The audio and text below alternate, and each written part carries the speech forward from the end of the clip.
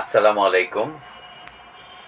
আজ 26শে ফেব্রুয়ারি, অমর 21শে বইমেলা 2026-এর আজ প্রথম দিন। এইবার জাতীয় নির্বাচনের কারণে আপনারা জানেন বইমেলা বারবার পিছাতে আজ 26শে ফেব্রুয়ারি অবশেষে শুরু হয়েছে আমাদের প্রাণের বইমেলা, অমর 21শে বইমেলা 2026। এবং বইমেলা চলবে 15ই মার্চ পর্যন্ত, অর্থাৎ এবারই প্রথম বাংলাদেশের বইমেলা মাত্র 18 দিনের হতে যাচ্ছে।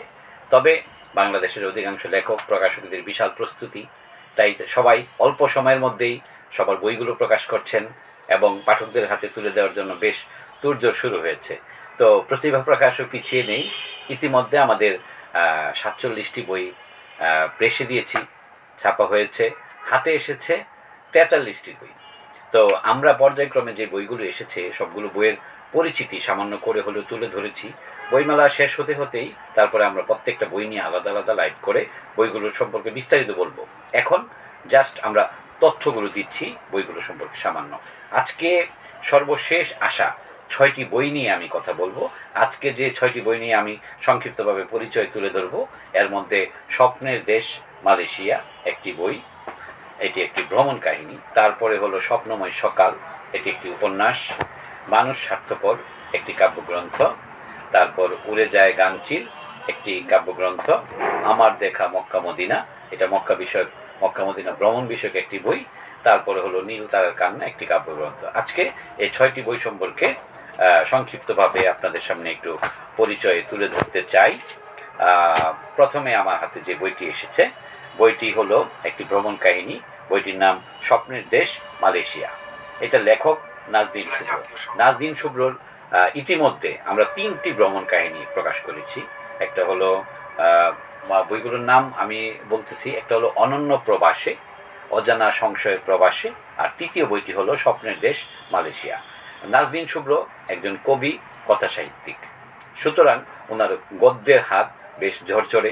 সেই হিসাবে ভ্রমণ কাহিনীটি আপনাদের কাছে বেশ ভালো মনে হবে। যারা মালয়েশিয়া ঘুরতে গিয়েছেন বা যাবেন তারা বইটি পড়ে দেখতে পারেন। আশা করি বইটি ভালো লাগবে। আর বইটি সম্পর্কে আর 2টা লাইন আমি একটু বলি। জীবনকে ইতিবাচক দৃষ্টিতে দেখার এক অদ্ভুত ক্ষমতা আছে লেখকের, তাই তো তিনি সব বাধা আর ক্লান্তি উপেক্ষা করে 7 ওয়াটারফলসের শীতল জলে পা ডুবিয়ে শান্তি খুঁজে পান। বইটি পড়ার সময় একদিকে যেমন মালয়েশিয়ার আধুনিক নাগরিক জীবনের শৃঙ্খলা আর নারীদের স্বাধীনতা আমাদের মুগ্ধ করে, অন্যদিকে মসি ফরেস্টের 200 মিলিয়ন বছরের প্রাচীন বৃক্ষরাজি আমাদের প্রকৃতির কাছে নতজানু হতে শেখায়। সহজ সরল ভাষায় লেখা এই কাহিনীটি একসাথে একটি তথ্যনির্ভর ভ্রমণ নির্দেশিকা এবং হৃদয়ে দাগ কেটে যাওয়া এক অভিজ্ঞতার প্রকাশ। এই বইটির মুদ্রিত মূল্য রয়েছে 300 টাকা এবং এই বইটি রয়েছে কত পৃষ্ঠার? 5 ফরমার বই, পাশাপাশি রয়েছে আরও হাফ ফরমা 4 কালার অ্যালবাম ছবি। বইটি পড়তেও পারবেন, ছবিও দেখতে পারবেন এবং আশা করি বইটি আপনাদের ভালো লাগবে। বইটি পাওয়া যাচ্ছে বইমেলায় প্রতিভা প্রকাশের স্টলে। তারপর নতুন বই, নাম হলো স্বপ্নময় সকাল, লেখক নাজমুন নাহার খুকু। এটি একটি উপন্যাস এবং এটিতে রয়েছে ছোট ছোট 2টি উপন্যাসিকা নিয়ে একটি উপন্যাস। লেখক অত্যন্ত সুনিপুণভাবে স্বপ্নময় সকাল উপন্যাসটির মাধ্যমে ফুটিয়ে তুলেছেন যে মানুষের জীবনের গন্তব্য নির্ভর করে তার কর্ম এবং সিদ্ধান্তের উপর। কেউ বিবেকের আলোয় সুন্দর সকাল খুঁজে পায়, আবার কেউ ভুলের চোলাবাড়িতে বিসর্জন দেয় নিজের অস্তিত্ব। জীবনের এই উত্থান পতন, হাসি কান্নার নৈতিক শিক্ষার এক অনবদ্য প্রামাণ্য এই বইটির মুদ্রিত মূল্য রয়েছে 300 টাকা। এই বইটিও 5 ফরমার একটি উপন্যাস। তারপরে আমার হাতে আরেকটি বই, মানুষ স্বার্থপর, এটি একটি কাব্যগ্রন্থ। এটা লেখক অধ্যক্ষ শফিকুজ্জামান। তার কাব্যগ্রন্থটি মূলত আমাদের সমকাল সমাজের এক দর্পণ। সূচিপত্রের বৈচিত্র্যই বলে দেয় কবি একই সাথে সমাজ সচেতনতা, নৈতিক স্খলন এবং আত্মিক ও ধর্মীয় মূল্যবোধের প্রতি সমান মনোযোগী। সহজ সাবলীল ভাষায় রচিত এই কবিতাগুলো পাঠককে একই সঙ্গে ব্যথিত করে, জাগিয়ে তোলে এবং পরিশুদ্ধির পথে আহ্বান জানায়। এই বইটি রয়েছে 3 ফরমা এবং বইটির মূল্য রয়েছে 180 টাকা। তারপর আমাদের নতুন আরেকটি কাব্যগ্রন্থ, উড়ে যায় গাংচিল, এটা লেখক নাজদিন শুভ্র। আপনারা ইতিপূর্বে দেখেছেন নাজদিন শুভ্রর ভ্রমণ কাহিনী প্রকাশিত হয়েছে, পাশাপাশি একটি কাব্যগ্রন্থ প্রকাশিত হয়েছে। নাজদিন শুভ্র কবিতা লেখেন, গল্প লেখেন, উপন্যাস লিখেন, ভ্রমণ কাহিনী লিখেন, বিভিন্ন বিষয় নিয়ে লিখেন এবং তার নিজস্ব একটি পাঠক শ্রেণী রয়েছে। তারা মেলায় এসে খুঁজে নেন নাজনীন শুভ্রর লেখা নতুন নতুন বইগুলো। আশা করি এই কাব্যগ্রন্থ পড়েও কেউ হতাশ হবেন না, এবং আশা করি বইটি পড়ে আপনাদের ভালো লাগবে। বইটি সম্পর্কে যদি একটু বলতে হয়, মায়ের স্মৃতি, নারীর শক্তি, মমতা ও সংগ্রাম, এসব কবিতায় আবেগ কখনো সংযত, কখনো প্রবল, কিংবা সর্বদা আন্তরিক।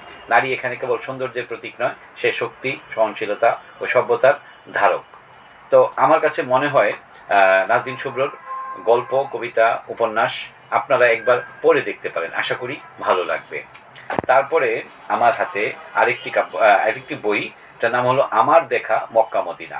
এটা একটি ভ্রমণ কাহিনী, আপনি ভ্রমণ অভিজ্ঞতা আমি বলতে পারি, কারণ উনি মক্কা মদিনা ভ্রমণ করেছেন, হজ করেছেন মাকে নিয়ে আমার জানা অনুযায়ী, এবং কী ধরনের সমস্যার সম্মুখীন হয়েছেন, কি দেখেছেন ইত্যাদি বিষয়গুলো কিন্তু তার লেখায় চলে এসেছে। অধ্যক্ষ শফিকুজ্জামান রচিত আমার দেখা মক্কা মদিনা একটি অনবদ্য আধ্যাত্মিক ভ্রমণ কাহিনী, যেখানে লেখক তার হজ ও উমরার ব্যক্তিগত অভিজ্ঞতা সহজ ভাষায় তুলে ধরেছেন। আপনারা এই বইটি খুব সংক্ষিপ্তভাবে পড়ে জানতে পারবেন মক্কা মদিনার সংক্ষিপ্ত বিবরণগুলো। এই বইটির মুদ্রিত মূল্য রয়েছে 180 টাকা। আর আজকের সর্বশেষ যে 6 নম্বর বই, নীল তারার কান্না, এটি একটি কাব্যগ্রন্থ। লেখক হুসাইন মোহাম্মদ মানিক এইবারই প্রথম কবি হিসাবে আত্মপ্রকাশ করেছেন। এই বইটি রয়েছে 4 ফরমার একটি কাব্যগ্রন্থ এবং অসাধারণ রোমান্টিক কাব্যগ্রন্থ। নীল তারার কান্না কাব্যগ্রন্থটি মূলত এক কবির হৃদয়ের দীর্ঘদহন, ব্যক্তিগত হাহাকার এবং নাগরিক জীবনের রূঢ় বাস্তবতার এক নিপুণ কোলাজ।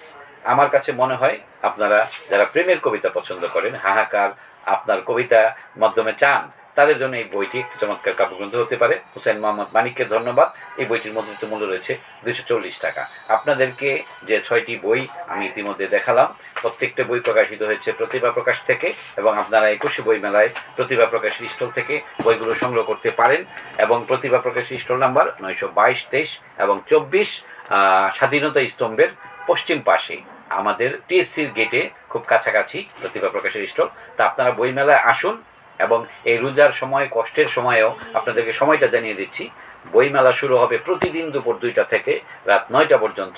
আর ছুটির দিন শুক্রবার, শনিবার ছুটির দিনগুলোতে সকাল 11টা থেকে রাত 9টা পর্যন্ত। আপনারা আপনার পছন্দের যে কোনো একটা সময় বইমেলায় আসুন, অন্তত সবাই একটি করে হলেও বই কিনুন। বেঁচে থাকুক আমাদের সৃজনশীলতা, বেঁচে থাকুক আমাদের বই জগৎ, বেঁচে থাকুক আমাদের বইমেলা। আপনারা সবাই ভালো থাকবেন, সুস্থ থাকবেন, নিরাপদ থাকবেন। আল্লাহ হাফেজ।